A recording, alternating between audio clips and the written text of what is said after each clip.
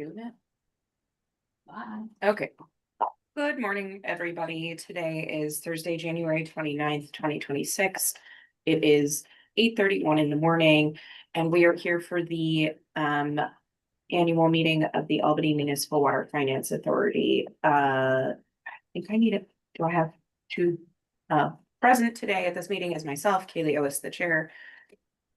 Julia Morris, secretary. And Chris Powers, Chief Fiscal Officer. Mike Winston, Chief Accountant. Laura Golfo, Counsel. Sarah Terrell, Human Resources Generalist. Bill Simcoe, Acting Commissioner. Michael Whalen, Assistant Secretary. Dan Herring, Treasurer. Karen Wilkes, Project Coordinator. And online, we have joining us. Yes, it's Bill Kahn, rate consultant. Delightful. We'd like to thank Julia Canizaro for her service on the board. Her term expired December 31st, 2024. And Dan Herring, this is your last meeting with us. Thank you for being with us all this time. And your resignation is effective this weekend, February 1st. It's been an absolute pleasure. Thank you very much. All right. Do I have an approval of our meeting minutes from our regular meeting on December 18th, 2025? A motion to approve those. Motion to. A second. I'll second. All in favor? Aye. Those are approved. I do not believe we have anyone joining us from the public, so we will continue moving along. Today, we're here to do our election of officers. So I have a motion to make Kaylee Ois the chair, Michael Whalen the vice chair, Julia Morris the treasurer, and Karen Wilkes a secretary for our current board membership officers. I'll make that vote. And a second. Second. All in favor? Aye. Great job. Congratulations to all of us. Our board appointments, I will be working on requesting that we get some new ones so that we can maintain our quorum in the coming months. And we will certainly update everybody as we find out if we have more of this. From here, let's mosey on over to Chris Powers, if you'd like. Sure. All right. Thanks, everybody. Sort of like we did at the water board meeting, we're gonna, in the Bill Simcoe era, we're gonna condense and I'm gonna distribute the same bag you'll have, then I'm going to go over kind of the two-page summary to help sort of move these.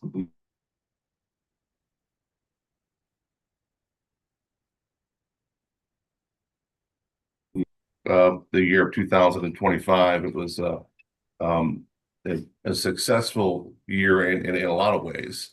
But we were on point with both our revenue and expense projections and our budget.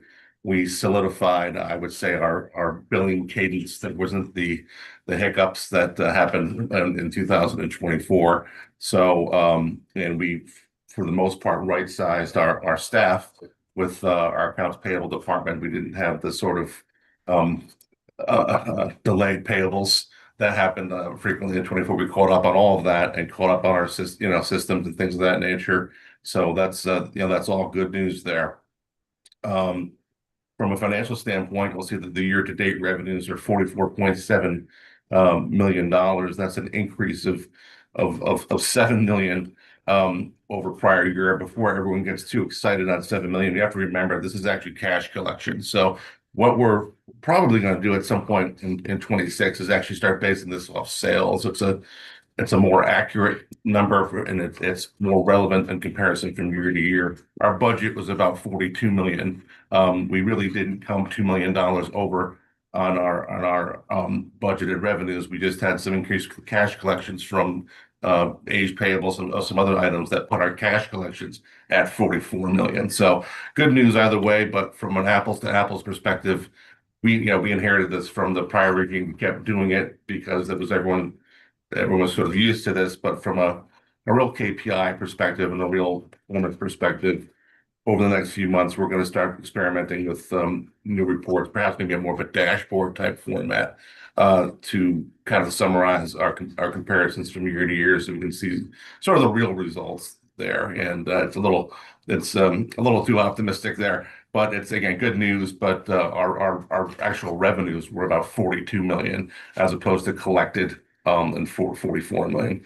So with that, and we have our ancillary revenues of our interest revenue of $603,000. That's a strong collection. We have about 10 or so million dollars floating in our Fidelity accounts, along with other interest at M&T and things of that nature. Our expenditures were for year to date $37.1 million. Again, that's $7.6 million increase from prior year. So we did have more expenditures in 225. We've typically blamed the majority of that on catching up on our CapEx for vehicles and some of our other repairs and maintenance in our facilities. Again, this is a cash basis number of $37.1 million. If you go back to 2024, we were not right size staff. We didn't have any, we were hiring people in the payables department. Arif had just come on. It was just he and I for a couple of months there. So a lot of payables actually rolled into 25 that distorts that number a bit. So luckily, our expenses aren't that much of an increase over 24. Again, it's not apples to apples. It's ballpark. I mean, all things being equal, our cash basis should be pretty close to our accrual sales basis. But 24 was a strange year in a number of ways. So, but with what I mentioned before, 25 we've been on point with our billing and collections, and so when we can start comparing 26 to 25, we should have some real results there. So that's the first page of that, Aaron. Our capital spend for the period was at $2.9 million. We had one grant that came in for $121,476. So yeah, we've kept up with our what I would call robust cycle of for our CapEx of not only engaging these projects, but also the method of which we reimbursed from the EFC and or our bonds. And so that's something that was dreadfully behind in 2023. We caught up more in 24. Now I think it's a great collaboration between myself, Bill, Aaron, and the engineers that get these bills out the door very quickly. Sometimes before the bills make it actually even through, a lot of times actually before the bills actually make it through City Hall. So we've made some great strides there. Again, actual versus budget. It's we were pretty spot on relatively with some timing issues there from our revenues and from our expenditures, even despite kind of what the numbers here again say. So there was some timing issues there. We believe that when you start comparing 26 to 25, those should be pretty equal. So we're pretty good with that with respect to budget. Our aged receivables, that's about $3 million. That really should be about 1.5 if we're talking about a 30-day age. We're really about a 60-day age. So I think a lot of that, one or two Albany Met, I believe was one that was a slower but consistent payer. They will pay, but it's typically within 60, 90 days. So that's kind of bumped that number up a bit. Our revolving credit is $2.1 million. I'm going to talk to that in separately in a second. And then our interest paid $1.6 million. That's our bond debt, and then our line of credit debt. We pay about $81,000 per year just to keep that line open with M&T Bank. So with that said, we and then there's a schedule that we typically go through the bank, but it's pretty busy, so we're not going to look at it. But we actually have about almost a $5 million receivable that we believe is accurate, that we've vetted month to month, as you guys have seen in our reports, that is owed back to the Albany Water Department. What that means, and Bill Kahn is going to address that in a minute as well, is that we have to pay for everything in advance. We transfer all of our money in the middle of the month based on a transfer schedule, which Bill Kahn's going to go through for 26. And that means that we transferred over too much money to them. And it kind of based on a fixed formula that we had kind of inherited from the year before without totally thinking it through. And then we realized, probably mid-year that we really should, we're sort of doubling up on the amounts of money that the city is getting. In reality, we need to right size this, and it had to do with the tax roll and some other things I'm not going to get into. Good news is we're actually owed that cash back. So we've agreed tentatively with City Hall to do a settlement. I'm not sure it's going to be the exact amount of $5 million coming back our way. There might be some bit of a cushion as January comes to an end there, but it will be some amount that I want to use to clear out this revolving line of credit. So as the pay down at 2.1 will no longer incur that 81,000 per year in interest. When I got here, it was 4 million. We paid off to sort of get rolling with it, and it's taken a while to shore up our cash reserves. But that's certainly that receivable and that collection is the first earmark to that. The second piece is to keep that within our basically our operating budget to supplement any cash needs or for out-of-pocket projects such as the Lincoln Park Learning Garden and or fluoride that we still need to fund. So anyways, good news again. We'd like to have a $5 million receivable at the end of the year, but we really need that cash flow more during the year, which again, Bill Khan's is going to speak to that.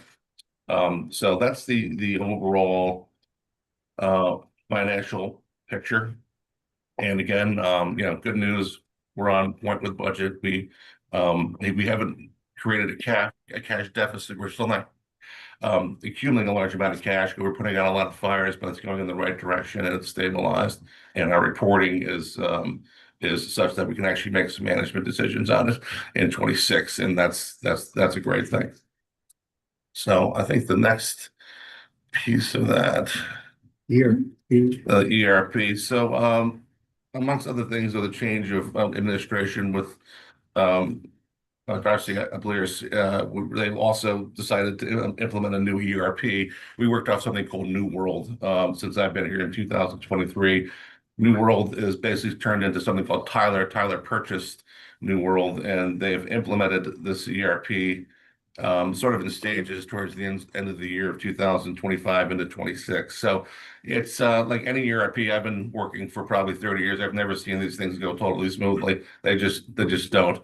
So, but we're working pretty closely with closing the old books we have in 2025 and processing this new our transactions in the new ERP in 2026. So that said, there's a bit of a backlog. We've haven't incurred our new 2026 POs are pretty much held up in various stages on the city side, and we've talked to them. It's not all, it's just the nature of what it is.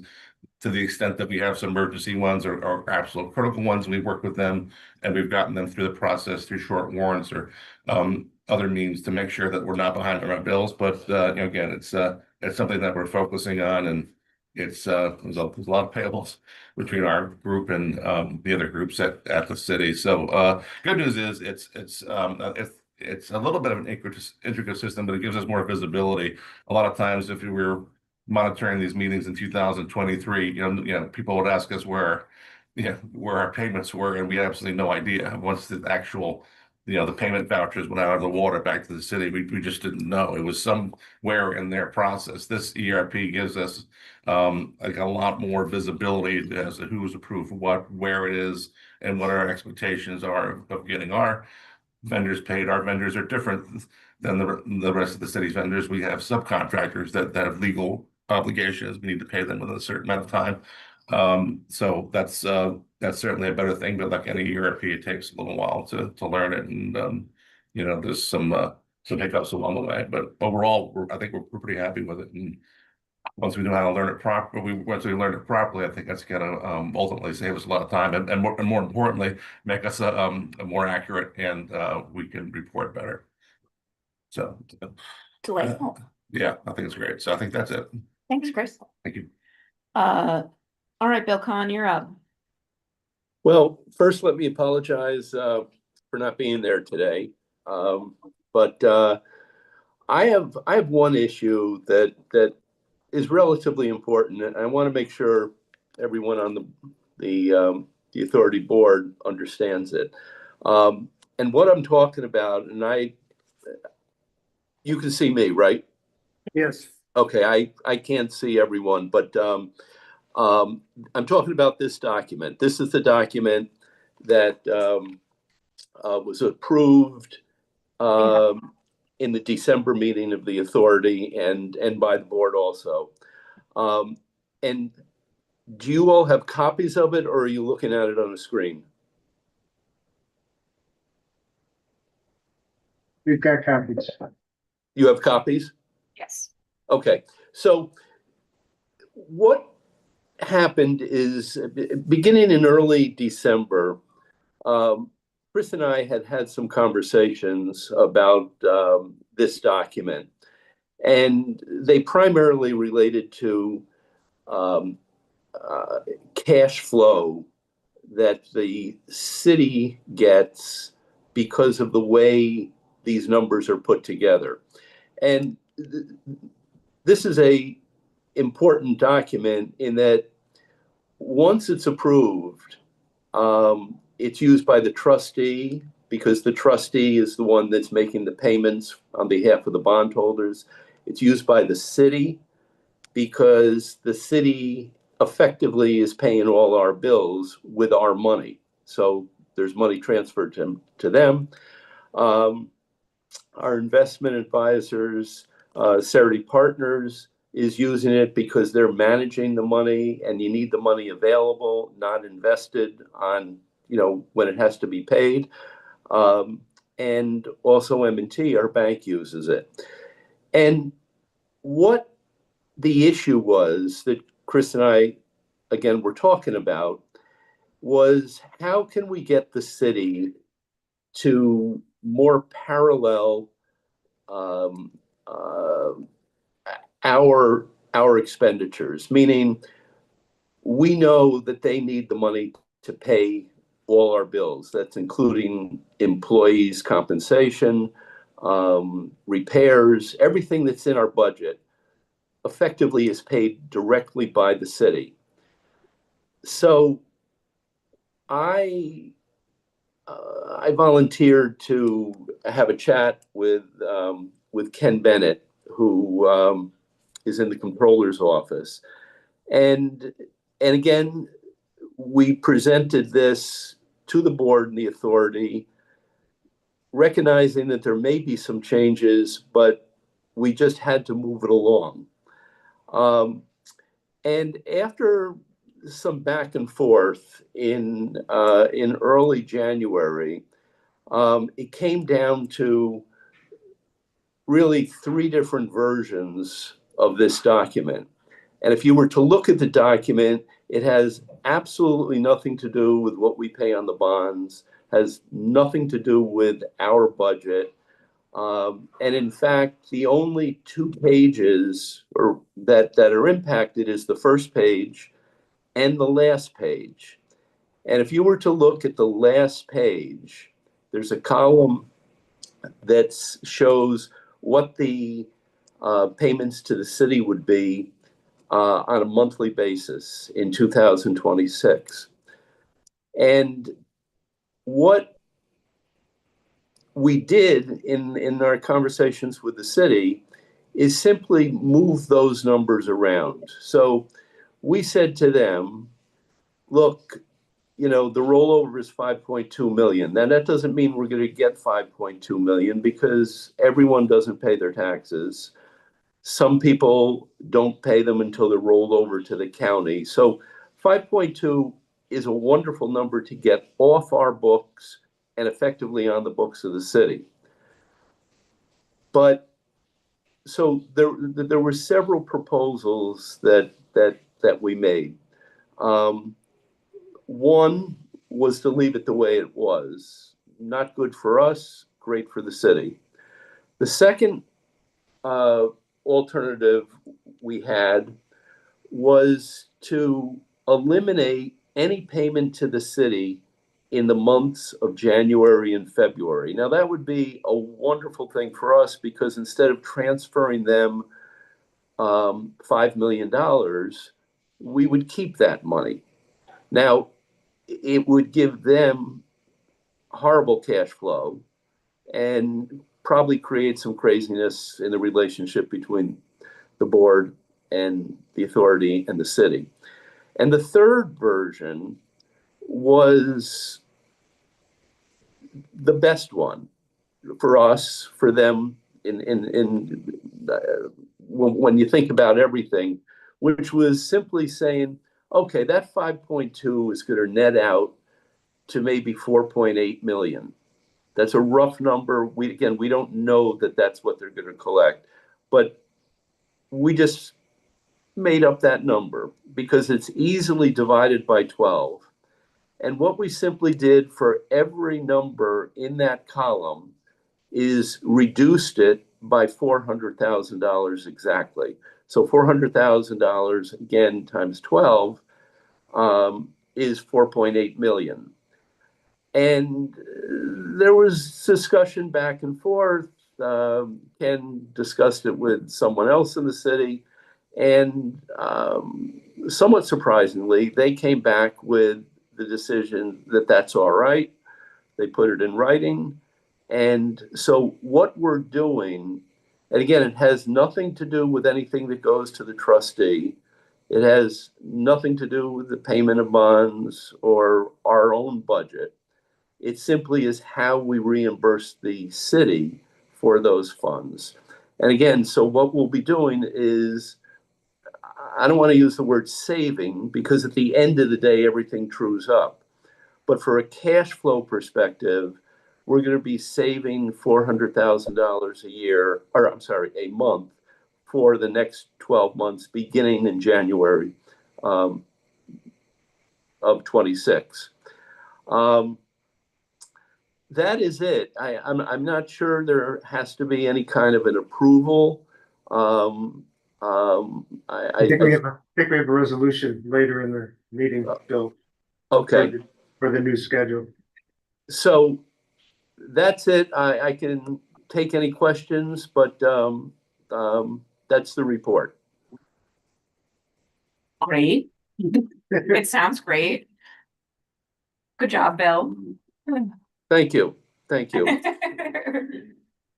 I don't have any questions. Anybody else? Yeah, but this pattern's gonna continue on, right? We're just gonna have the regular payments. Yeah, it is. So just to add on that, so for 26, we shouldn't have, if we've done this correctly, we shouldn't have a $5 million receivable. That's when we've collected that Right, throughout the but we're year. gonna continue paying monthly. Oh, yes, yeah. On a, Because they still pay our bills. oh, no, I see that, but I'm saying on a regular, it won't be just like these Huge payment. quarterly. Lump sum, you gotta do a Monthly, absolutely. Yeah, we figured that was probably the best way to Yeah. do it from a cash flow perspective. And What- yeah, it's a big deal for us to have that money up front. Meaningful $400,000 a month. I would guess that as we move forward in 2026, that after a few months, we're going to begin to see that that we owe the city rather than the city owes us. And that's been an issue for a long time. But we'll see. Yeah, done correctly, it should equal. There's always timing differences. They book things sometimes later. But yeah, but we have to remember they're also sending us bills as well. They're charging us overhead for certain things. We don't have a lot of backup for a lot of those costs. A lot of the retirement, healthcare, those bills run through and offset our bills coming. So it's a monthly monitoring to make sure that one isn't going one way or the other. And that's what we're doing in 2026. Excellent. Acting Commissioner. Acting Commissioner, thank you. Yeah, I think I wanted to. I'm going to sign off now. So Thank you, Bill. but Thanks, Bill. thank you for allowing me to use this. Thank you. Bye-bye. Okay, am I allowed to share? Yes.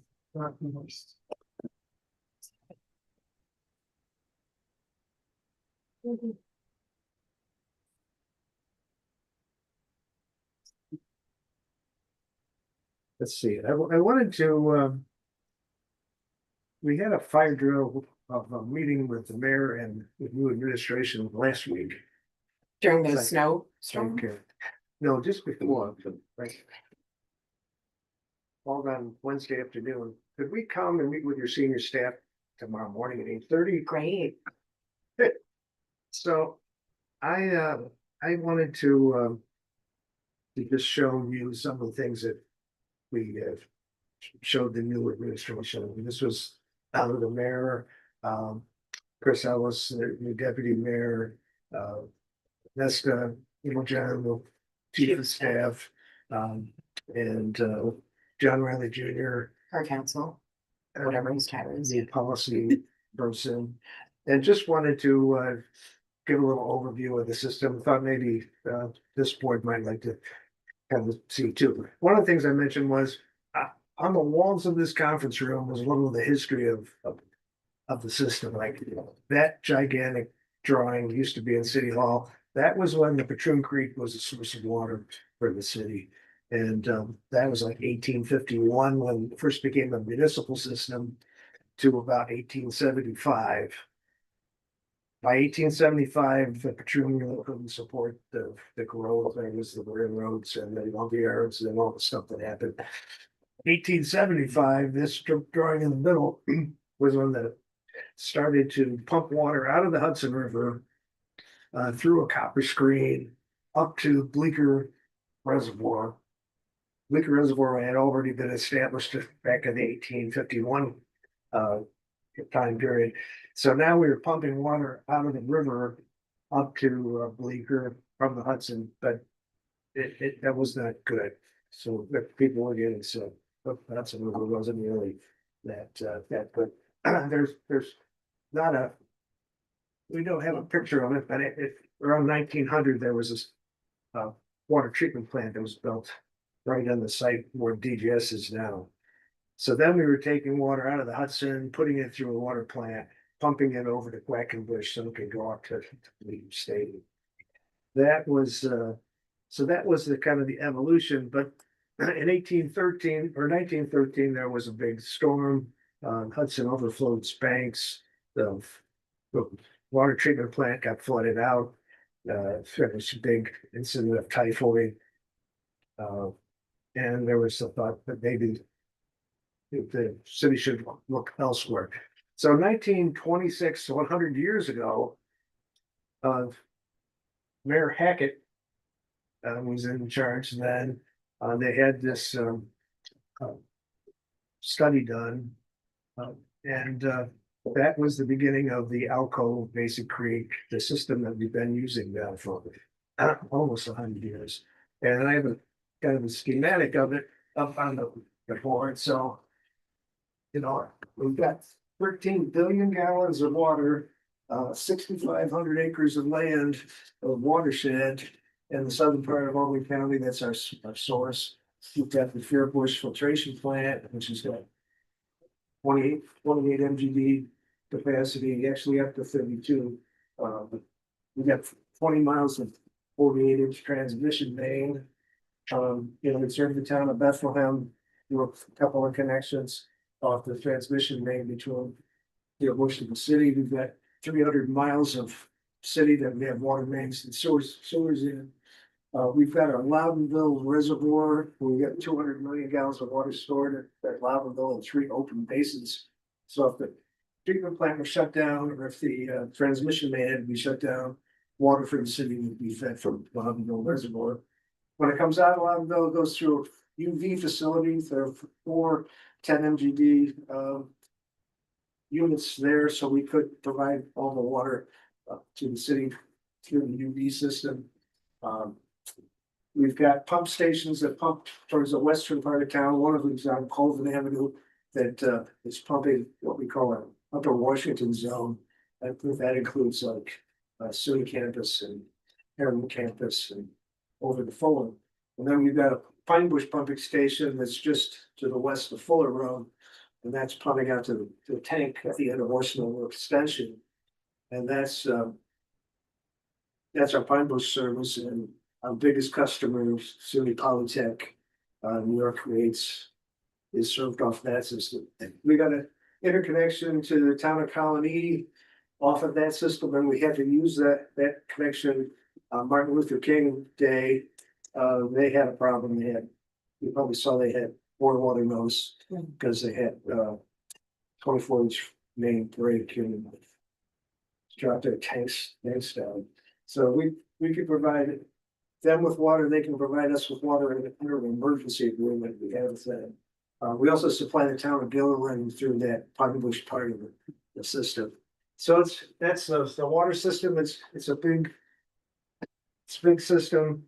The sewer system, we've got treatment, including potable control facilities that we put in at Maiden Lane, Steuben Street, Orange Street, Quackenbush and Livingston, plus we built this 100 million gallon a day Beaver Creek clean water clean river project.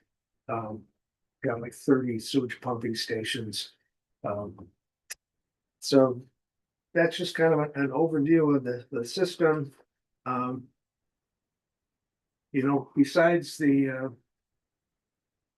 one of the big functions of our group is to keep track of where all our water mains and sewers are. We have this GIS system that's our mapping. That's got all the information, and people can look up property information and where the sewer system is. One of our big new efforts is to do more leak detection, and we've been implementing a program where we put detectors on hydrants, and we think we're going to do quite a bit of improvement of our unaccounted for water by eliminating leaks in the system. Our groups that do operations, they now use Power BI and this software called Utility Cloud, so that all of our service inspections, our repairs, water main, on this graph that you see here, going back to 2019, we can track all the water main breaks that we've had. January is also this month. But yeah, we have all of our records for repairs, restorations, sewer cleanings, leak detections are all into Utility Cloud and Power BI. And these are all things that just to let you know, things that we're monitoring and using. Joe had instituted this KPI. I think you can see these KPI spreadsheets. I don't think we need to go through them all, but I think it shows you that we're monitoring, we're keeping track of our financial information, we're keeping track of all the different work that we do, including leak detection and cleaning of sewers and so forth, with goals that are set for all of these things. And we also are continuing to do strategic planning. Joe had instituted this 1-page plan, which I think has been shared before, and we've had the involvement of all our different leadership across the department to input a new one-page plan. And we think we'll, as the year goes on, we'll report on how we're doing against those overarching goals for the system. So that, other than that, I guess I wanted to just mention some of the major things coming up, because this board, along these quarterly, we have a lot of things that go on with EFC, which does our financing. So the first thing I want to mention is a drinking water revolving fund 18523. That is going to go to a long-term closing in June. We're finishing up those projects. We have 2 financings that we want to move forward with that hadn't been, they've been discussed, but we were kind of holding off, waiting for grants. That was for Basic Creek reservoirs, dam safety improvements, and Rensselaer Lake dam safety improvements. So each of those projects got $2.5 million DEC WQIP. We were kind of surprised that we would get 2 awards, but that was a good outcome. But we are going to still have to finance a lot of money because that $2.5 million is short of what the project costs are. So for the basic creek, we're gonna need to finance about $8.2 million. And for Runs to Lake, we're gonna need to finance about $5.8 million. We may need to modify bond resolutions. We're talking to Joe Scott at Hashimoto's about what we need to do for moving ahead with those two. Also, we've got upcoming closing on a drinking water revolving fund 19554 for water main improvements, water system improvements. That's supposed to be March, like the second week in March. So it may mean that towards the end of February, we'll need to have people available to signing, mostly done over at Hashimoto's. Sure. And That'll be. Thank you. Yeah. so that availability for signing documents be coming up on that. And in regard to our lead services projects, we have a financing drinking water revolving fund 19456, and it does have a financed amount of $3 million or so. But the state has given a grant that should cover that financing amount. So we've got federal BIL money that was for that, and we've got a financing part that the state now says they're going to give us a state grant for. So as long as we don't overspend, we put in into the intended use plan with Environmental Facilities Corp for another 15 million in financing, because this lead service line thing is really a long-term project, and we're waiting to see what happens with awards for grants. So the hope is that there will continue to be a lot of federal and state grant money for lead service and replacement. And heads up here to mention fluorination. The fluorination doesn't involve any new financing. That's it was $1 million of DOH grant money, and there's $700,000 or $800,000 that's going to be needed above that, but that's going to come out of the water board's capital reserve fund. That should be coming online in March. It's just getting 90% done is one thing, and getting to 100, and also making sure everything's done safely, because it is a chemical that has to be handled very carefully. So that is my report. I think we have someone new at the table. Would you Oh. introduce them? Dr. Claus, key member of our working with EFC. Chantal, you want to introduce yourself? Hi, everyone. First I'd like to apologize for my tardiness this morning. I have to take care of a small fire, but I'm here. So my name is Chantal Claus. I'm the new Chief Compliance Officer. I took over from Amy Richards. She basically took care of the MWB compliance aspect of all of the grants that you guys received. I'll be working with the contractors and your funders to make sure that MWB compliance are met. I was previously the deputy chief city auditor. It's long. And so I've worked with the water department before. I've been with the city for about 4 years.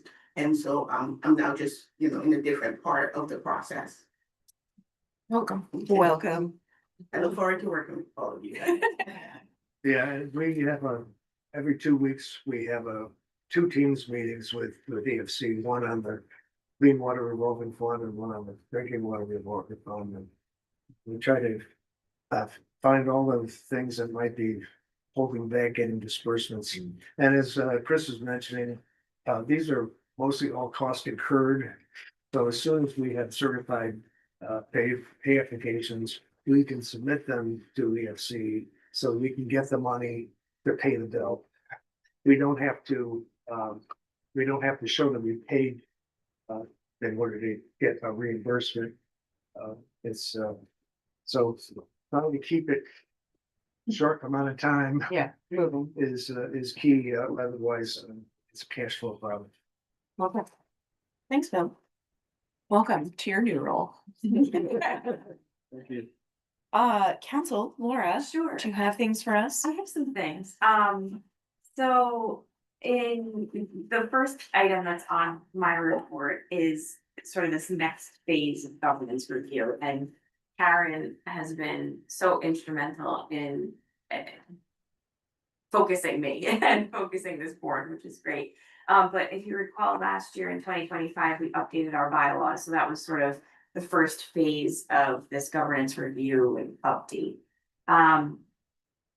The sub point under this next phase of governance review is going to be member bios and pictures. So ABO has sent out guidance at the end of October of 2025, which basically lets all public authorities know that they have website transparency requirements. So we've gone through that. This was one of the items that we wanted to bring to the board's attention, just kind of some member. Karen and I will work together on getting you maybe a sample sort of, it doesn't have to be your entire life story, but just something about you and where you work and but so mission statement workshops, that's the next item here. This is something that we've been kicking around for a little bit. The water board had established their mission statement some moons ago, but had recently updated it.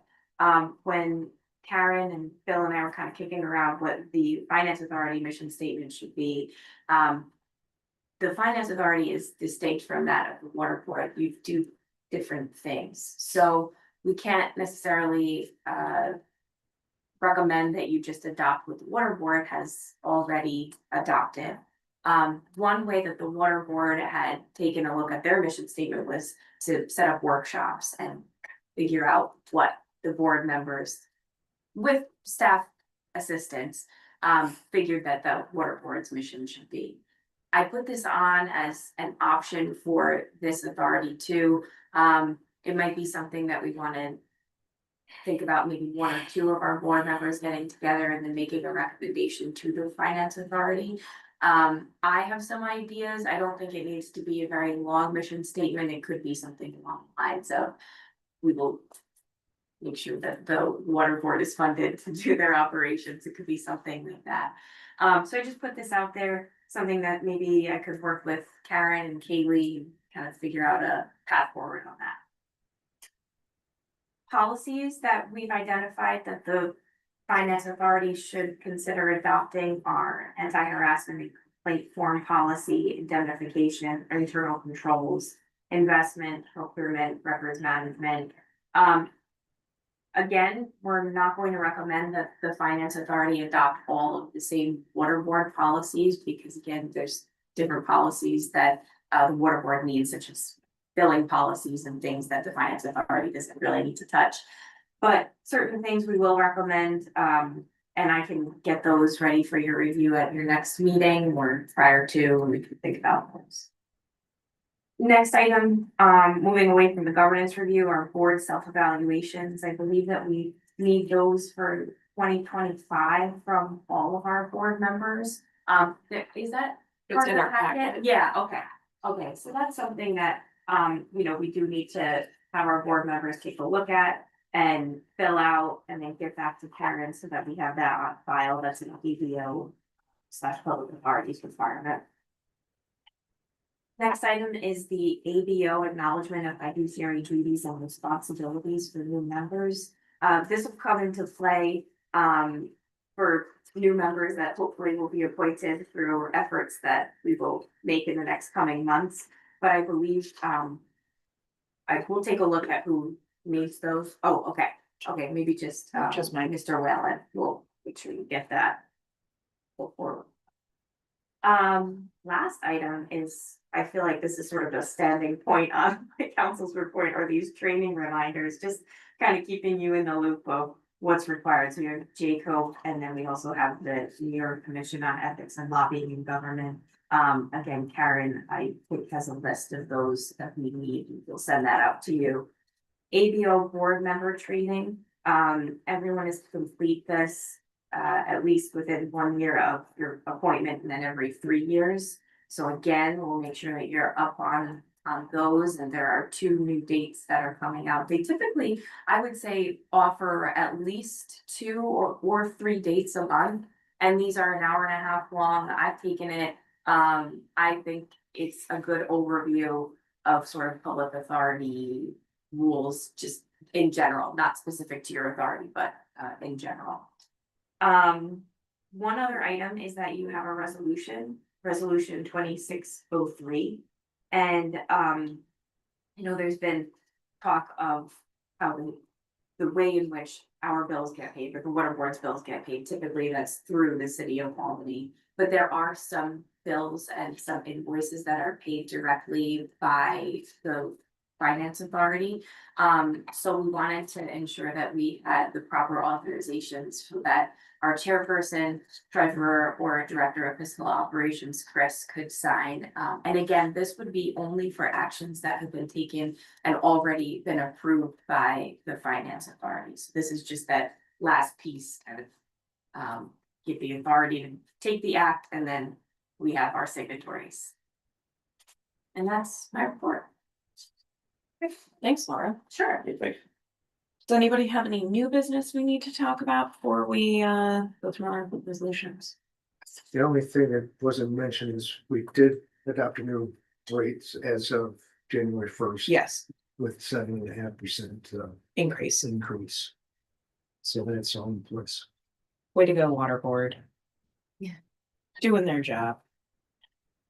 Okay, in that case, we technically already approved resolution 2601. The election of our officers, so that one's good to go. Resolution 2602 adopting the amendments to the 2026 summary budget and transfer document that Bill Khan was talking about. Do I have a motion to? Motion to approve. And a second? Second. All in favor? Aye. Lovely. Next we have 26-03, authorizing the chairperson, treasurer, and director of fiscal operations to execute checks on behalf of the AMWFA, which is what Laura just discussed. Do I have a motion? Motion. And a second? Second. All in favor? Aye, the motion passes.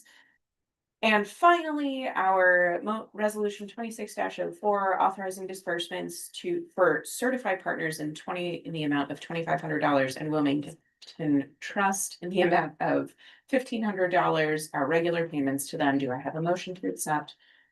Motion, yeah. A second. All in favor? Aye. Unanimous. Great job. Don't think we need executive session. Our next regular meeting is March 26th, 2026 at 8:30 a.m. We will see most of us there. Do I have a motion to adjourn the meeting? Motion. A second. All in favor? Aye. Thanks, Dan. It's been a pleasure.